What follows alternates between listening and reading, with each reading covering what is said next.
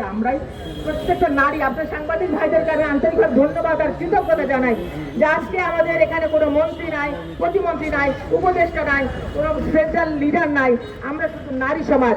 এই নারীদের ডাকে আপনারা সাংবাদিক ভাইরা আজকে এতগুলো মিডিয়া সাংবাদিক ভাইরা চলে এসেছেন, আপনাদেরকে স্যালুট জানাই যে আপনারা নারীকে আজকের দিনে মূল্যায়িত করেছেন।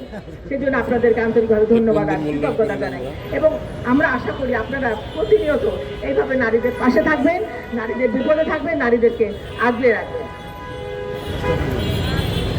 আজকে আমাদের চেয়ারম্যান, আমাদের মাননীয় প্রধানমন্ত্রী জনাব তারেক রহমানের 20তম কারাবন্দী দিবস।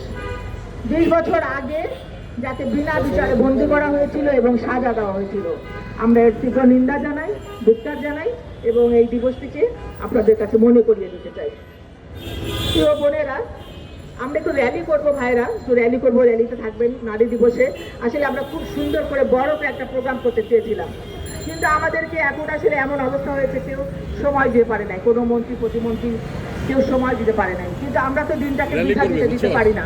সেই জন্য আমরা প্রত্যেকটা বোনের কাছে কিছুটা কথা শুনলাম এবং সবাইকে মূল্যায়িত করতে পারবো কিনা জানি না, কিন্তু মুখে মুখে বলে গেলাম অবশ্যই আপনারা মূল্যায়িত হবেন ইনশাল্লাহ।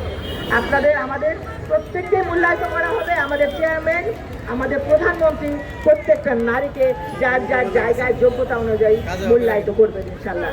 আপনারা সবাই ভালো থাকেন, আবার আপনাদের সাথে দেখা হবে।